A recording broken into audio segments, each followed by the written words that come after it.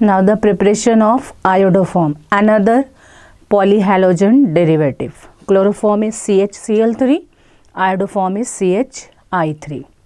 Iodoform is prepared by a haloform reaction in which ethyl alcohol or acetone react with iodine and sodium hydroxide and form iodoform. In the laboratory, iodoform is prepared by ethyl alcohol or acetone by we take this type of flask, long neck flask, in which we take 55 ml of water and 1 gram sodium carbonate. We can take NaOH और Na2CO3, दोनों में से कुछ भी एक ले सकते हैं, चाहे तो सोडियम हाइड्रोक्साइड ले लें, चाहे सोडियम कार्बोनेट ले लें। यहाँ हमने सोडियम कार्बोनेट लिया, 1 ग्राम सोडियम कार्बोनेट को हमने 55 ml वाटर में डिज़ोल्व करके सॉल्यूशन बनाया, उसको इस राउंड बॉटम फ्लास्क के अंदर, जिसकी नेक जो है थोड़ी लंबी है, उसके अंदर ले लिया। उसके बाद हमने इसमें 10 ml इथाइल अल्कोहल या एसीटोन ऐड कर सकते हैं, वो ऐड कर दिया। Now put this flask in water bath eight 70 degree Celsius, temperature 70 degree Celsius, not more than 70 degree Celsius. So we put a thermometer here to check the temperature whether it is 70 और ज़्यादा है या कम है, to maintain this, क्योंकि हम इसकी flame को regulate कर लेंगे तो टेम्परेचर मेंटेन हो जाएगा। तो थर्मामीटर डाला हमने इसके अंदर। उसके बाद हमने सबसे लास्ट में आयोडीन का जो क्रिस्टल होते हैं वो इसके अंदर डालें।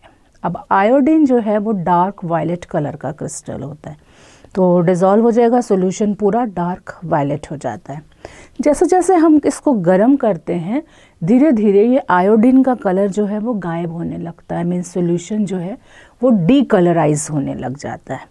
तो हम इसको तब तक हीटअप करते हैं जब तक ये डीकलराइज नहीं हो जाए, मीन्स आयोडीन का सारा कलर यहाँ से हमको दिखना बंद नहीं हो जाए, सॉल्यूशन ट्रांसपेरेंट हो जाए। उसके बाद इसको धीरे धीरे ठंडा किया जाता है, तो आयोडोफॉर्म के लाइट येलो कलर के क्रिस्टल इस फ्लास्क के अंदर बनने लग जाते हैं। Iodoform is a solid compound, एकदम निडल शेप के लाइट येलो कलर के क्रिस्टल होते हैं। तो इन क्रिस्टल को फिल्टर आउट कर लेते हैं, सॉल्यूशन अलग कर दिया, क्रिस्टल अलग हो जाते हैं और इसको वॉश कर लिया जाता है वाटर से। और अगेन फिर से अगर प्यूरिफाई करना है तो we can dissolve it in alcohol and recrystallizes. So with the help of this reaction, haloform reaction, what is the reaction? See here, ethyl alcohol C2H5OH plus iodine plus NaOH और Na2CO3, दोनों में से कुछ भी ले सकते हैं। तो gives iodoform बना CHI3 plus sodium iodide NaI plus sodium formate HCOONA plus water molecule. The whole balance equation is like this. अब अगर हमने NaOH की जगह Na2CO3 लिया है देन तो बस NaOH की जगह हम यहाँ Na2CO3 लिखेंगे और यहाँ पर लास्ट में आपका कार्बन डाइऑक्साइड और बन जाएगा, क्योंकि Na2CO3 है तो CO3 का CO2 यहाँ पे प्रोडक्ट साइड में और आ जाएगा, means iodoform plus sodium formate plus water plus carbon dioxide.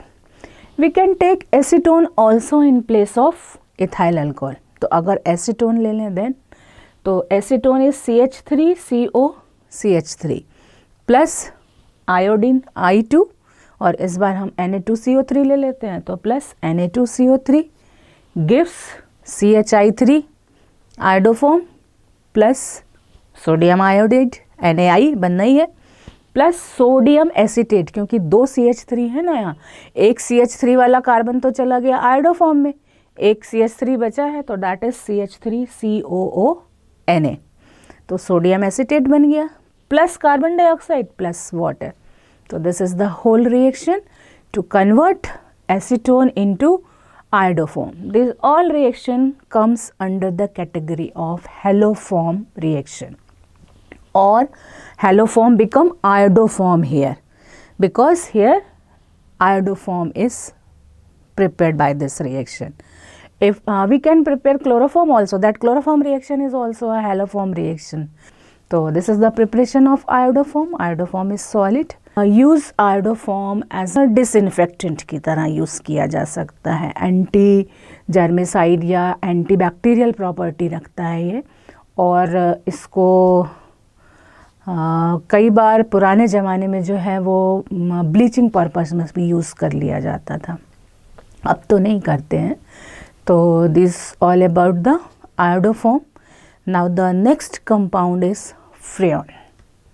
अब फ्रेयॉन कैसे आ गया इस हैलोजन डेरिवेटिव के अंदर? तो freon is also a halogen derivative of methane और ethane. Methane is CH4, ethane is C2H6. तो इन दोनों का जो क्लोरो और फ्लोरो डेरिवेटिव है दैट इज फ्रेयॉन.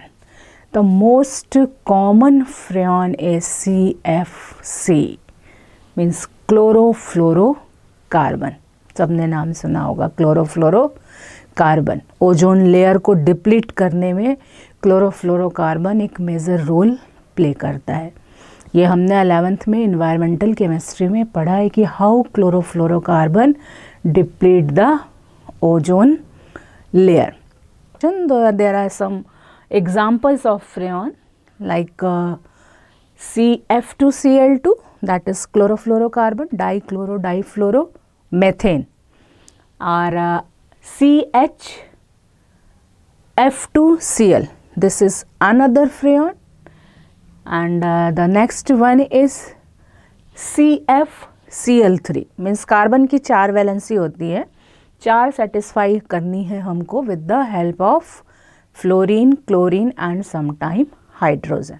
तो the CH4 hydrogen, all the hydrogen replaces by 2 fluorine and 2 chlorine, then it become dichloro difluoro methane. All the hydrogen replaces by 1 fluorine and 3 chlorine, now it become CFCl3, trichlorofluoromethane. So these all are freon, and the most common is CFC, dichloro difluoromethane. So we can prepare chlorofluorocarbon by carbon tetrachloride and antimony fluoride. Antimony trifluoride also, we can say it antimony trifluoride. तो carbon tetrachloride is CCl4, या इसको हम बोल सकते हैं carbon tetrachloride is common name tetrachloromethane. This is IUPAC name. तो formula is CCl4 plus antimony trifluoride is SbF3. इन दोनों की रिएक्शन, इनको हीट करेंगे in the presence of SbCl5, antimony pentachloride. तो अब क्या होगा, यहाँ से जो CCl4 है ये Cl हटेगा और 2 फ्लोरीन आ जाएंगे, तो दिस बिकम CF2Cl2. तो ये बन गया हमारा chlorofluorocarbon plus SbCl3, antimony trichloride बन गया in place of antimony trifluoride. अब we can get again the antimony trifluoride with this SbCl3. How? This SbCl3 is treated with hydrogen fluoride, HF. So HF plus SbCl3 gives HCl plus SbF3. The whole reaction is this: 2 SbCl3 plus 6 HF gives 2 SbF3 plus 6 HCl. So this antimony trifluoride again used for the preparation of CFC, dichloro difluoromethane.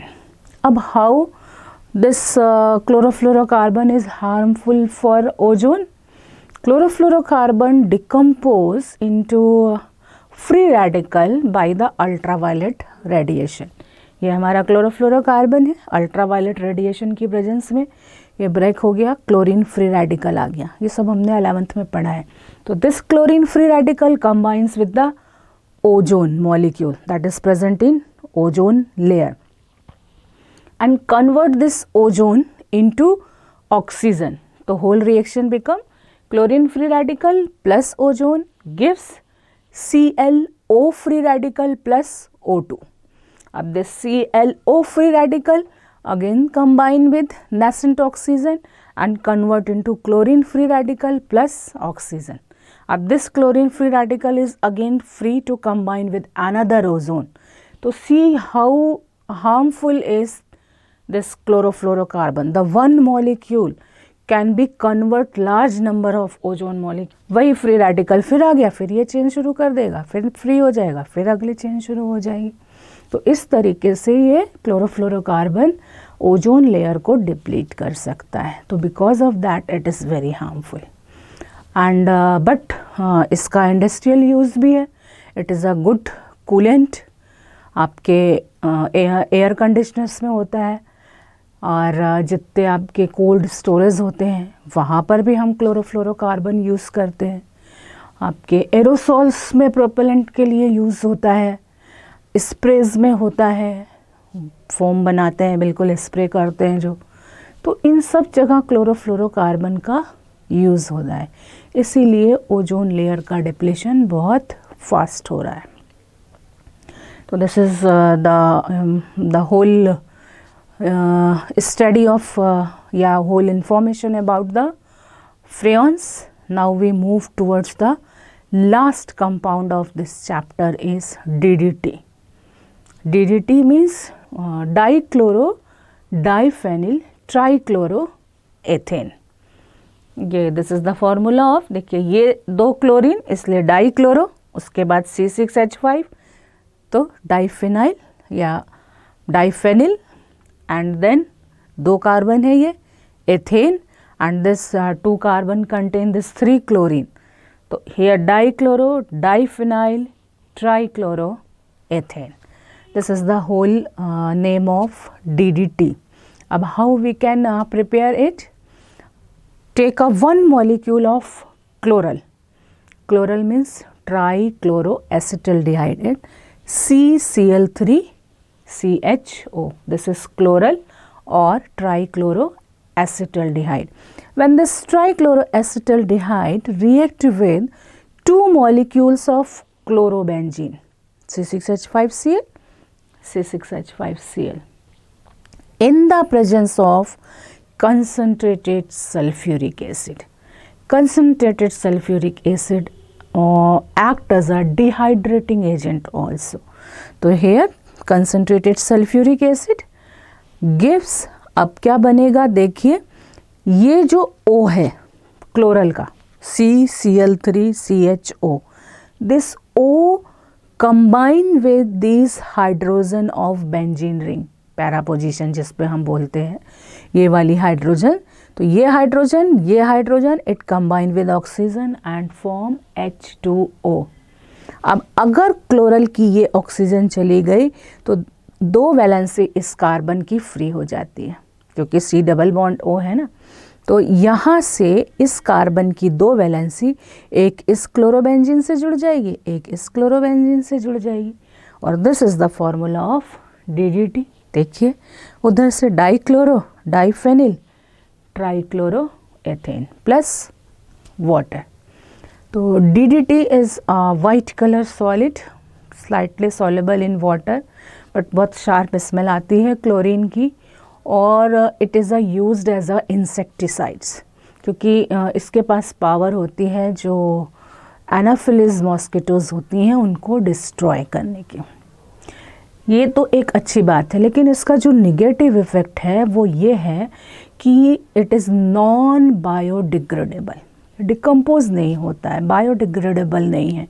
कहीं present है अगर environment में तो बहुत long time period तक ये environment के अंदर प्रेजेंट रहता है. अगर एयर में है तो सॉइल में पहुंच जाता है, सॉइल के थ्रू प्लांट्स में आ जाता है, प्लांट्स के थ्रू आपका फ्रूट्स और वेजिटेबल्स में आ जाता है. पानी अगर सॉइल में है तो बारिश होने के बाद रेन हो गई तो जाके वाटर सोर्सेस में मिल जाता है, क्योंकि डिकम्पोज नहीं होता. तो जो एक्वेटिक एनिमल्स हैं उनके लिए भी हार्मफुल हो जाता है. और टिश्यू में पहुंचने के बाद ये मेटाबोलाइज नहीं होता वहाँ भी, और इफ़ेक्ट करता है हमारी बॉडी के दूसरे सिस्टम को. बर्ड्स में तो कई बार ये स्टेरिलिटी भी कॉज कर देता है, किसी अगर जैसे बर्ड ने वो इसको इनटेक कर लिया तो दैट बिकम स्टेराइल, है ना। तो this is the negative impact of DDT. So this is all about the haloalkanes and haloarenes. Thank you.